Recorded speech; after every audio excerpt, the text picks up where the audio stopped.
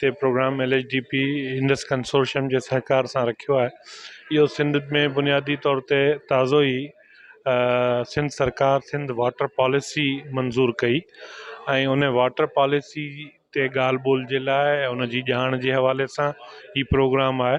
त असां ॾिसूं त हिन वाटर पॉलिसी में सिंध जे पाणी जे वसीलनि जे हवाले सां, उन जे बचाव जे हवाले सां, उन जे बहितर इस्तेमाल जे हवाले सां सिंध सरकार कहिड़ा पॉलिसी इनिशिएटिव वरिता आहिनि। ऐं आउं सम्झां थो त हीअ जेका ॻाल्हि ॿोल हूंदी, हिन ॻाल्हि ॿोल जे नतीजे में जेके राया ख़्याल ऐं माण्हुनि जूं तजवीज़ूं साम्हूं ईंदियूं, इहा सिंध जी वाटर पॉलिसी खे अञा बहितर बनाइण में मदद कंदी। या रिक्वेस्ट पिया करियूं त आईंदा जॾहिं ही 3 सालनि खां पोइ या 5 सालनि खां पोइ हिन पॉलिसी जो ड्राफ्ट रिवाइज़ थींदो, उन वक़्त में असांजो इहे जेके फाइंडिंग्स आहिनि उन्हनि खे साम्हूं रखियो वञे ताकी हिते पाणी जी पॉलिसी का बहितर मुरतब थी सघे। ऐं पोइ असां उन खां सवाइ इहा बि कोशिशि कई आहे त हिन पॉलिसी ड्राफ्ट खे हर मुमकिन कोशिशि कजे त जेके टेल एंड फार्मर्स आहिनि या ॿिया जेके पाणी जा यूज़र्स आहिनि, उनमें औरतूं आहिनि ऐं हिते जेके कारखाननि जा मालिक आहिनि या उनखां पोइ शहरनि में डोमेस्टिक जेको इस्तेमालु थिए थो, उन्हनि सभिनि माण्हुनि ताईं इन पॉलिसी खे पहुचायो वञे ताकि हर माण्हू उनजो बहितर फ़ाइदो हासिल करे सघे। सोशम और LHDP ने जो ये वाटर पॉलिसी पे डायलॉग का इनेकाद किया है सीडा के साथ ताउन के साथ, इसमें हम सिंध वाटर पॉलिसी के मुतालिक आवाम को आगाही देना चाहते हैं कि किस तरह से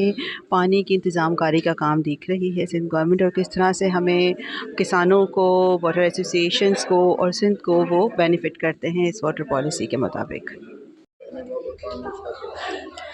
ही तमामु हिकिड़ी मां सम्झां थी त हिकिड़ी जागरता मुहिम ई आहे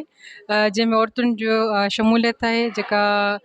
40% खां मथे आहे। ऐं मूंखे इलाही सुठो लॻो त उन्हनि पंहिंजे हिते शमूलियत ॾिनी, पंहिंजे विर्छ जे हवाले सां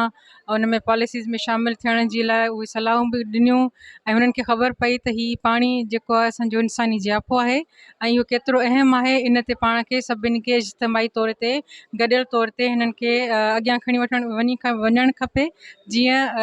ईंदड़ जेके बि कुदरती आफ़तूं अचनि थियूं या छो त बदीन ज़िलो पाकिस्तान जो आख़िरी ज़िलो आहे त उन में जेको पाणी ड्रेनेज जो बि शामिलु थिए थो त उन ते बहितर तरीक़े सां उन ते पंहिंजो अमल दरामद कराए सघिजे ऐं उन जा बहितर नतीजा निकिरी सघनि।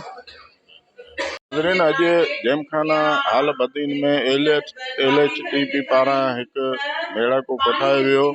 जंहिंमें कुदरती आफ़तूं ऐं पाणी जे मसइले बाबति हिकु सेमिनार कयो वियो। Ashraf Memon, Ibrat TV news, Badin.